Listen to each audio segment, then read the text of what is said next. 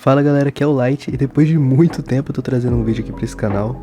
E vocês podem ver aí pelo título que é um assunto bem polêmico, né? Que vem repercutindo aí por bastante tempo.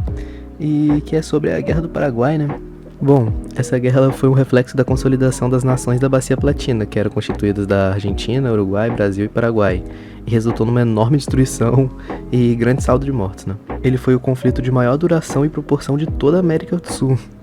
Inclusive, ela foi um grande divisor de águas para todos os países envolvidos. Os primeiros atos de agressão relacionados ao início da Guerra do Paraguai foram o aprisionamento de uma embarcação brasileira, Marquês de Olinda, que navegava pelo rio Paraguai em direção a Cuiabá, e a invasão do Mato Grosso, que ocorreu em 26 de dezembro de 1864.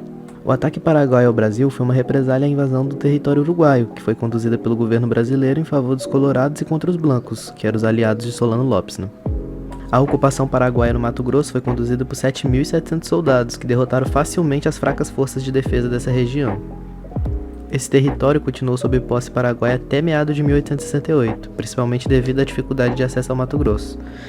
Naquela época, o único caminho para essa província consistia na navegação dos rios da Bacia Platina. Depois disso, as forças de Solano Lopes foram encaminhadas em direção ao Rio Grande do Sul e ao Uruguai. Solano enviou milhares de soldados para o Uruguai com o objetivo de socorrer os blancos na guerra contra o Brasil e os colorados. Para isso, ele solicitou a passagem por Corrientes para Mitre, presidente argentino. Mitre, que era aliado dos colorados na Guerra Civil Uruguaia, negou o direito de passagem às tropas paraguaias. Por causa disso, Solano Lopes declarou guerra à Argentina e invadiu Corrientes. Essa declaração de guerra ocasionou o surgimento da Tríplice Aliança, formada por Brasil e Argentina, juntamente com colorados uruguaios para lutar contra os paraguaios. Essa aliança foi formalizada em 1º de maio de 1865. A ofensiva paraguaia no Rio Grande do Sul e em Corrientes foi um grande fracasso. As tropas paraguaias conquistaram a inimizade das populações locais por causa dos saques realizados e foram cercadas por tropas adversárias, sendo forçadas à rendição ou retirada. A partir dessas derrotas que ocorreram na segunda metade de 1865, o Paraguai assumiu uma posição defensiva na guerra. Coube aos membros da Tríplice Aliança organizar os ataques contra as forças paraguaias posicionadas defensivamente no sul do país. Para o Brasil, a guerra representava um verdadeiro pesadelo logístico, uma vez que acontecia em uma região de difícil acesso, distante dos grandes centros brasileiros.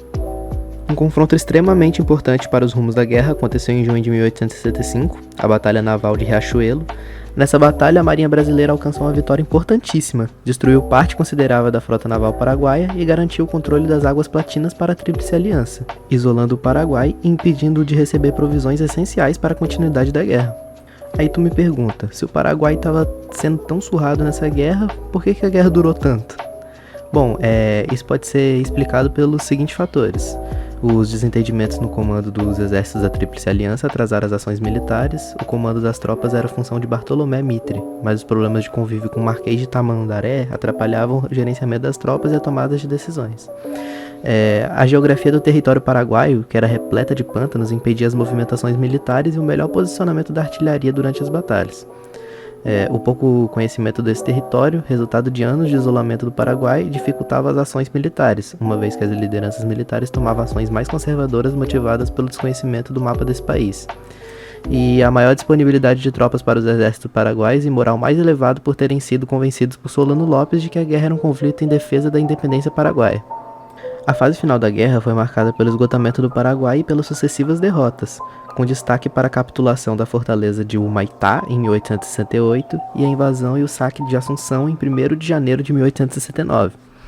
Depois da conquista de Assunção, a guerra transformou-se em uma caçada a Solano Lopes, que foi considerado o traidor da pátria pelo governo provisório paraguaio a partir de 1869. Nesse período, 1868 a 1869, os exércitos brasileiros foram liderados por Caxias, o maior nome do exército brasileiro. A partir de finais de 1869, a liderança dos exércitos brasileiros foi assumida por Conde Deu, já que Caxias era contrário à continuação do conflito. A caçada a Solano encerrou-se na Batalha de Cerro Corá, em março de 1870, quando soldados brasileiros mataram o ex-ditador paraguaio. Finalizava-se assim a Guerra do Paraguai. A Guerra do Paraguai gerou consequências em diferentes graus para todas as nações envolvidas. No caso da Argentina, a guerra resultou na consolidação do território argentino e na derrota definitiva dos federalistas de Entre Rios e Corrientes.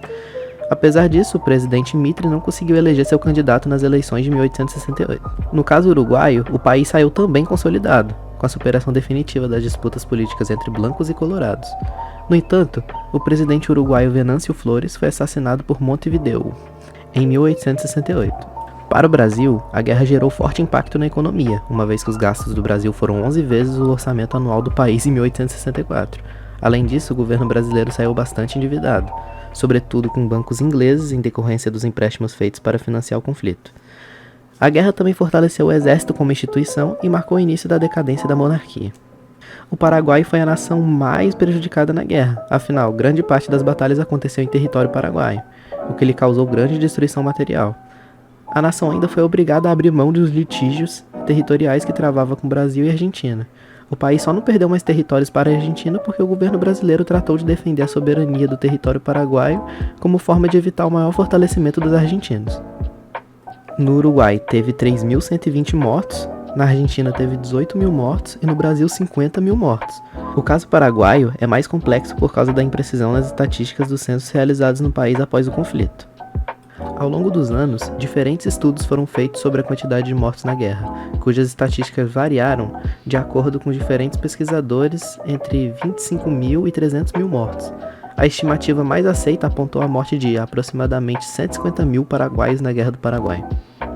Bom, esse aí foi o nosso vídeo. Eu vou deixar a fonte aí na descrição. É isso aí, galera. Até o próximo vídeo. Talvez ano que vem, não sei. É isso aí, galera. Falou!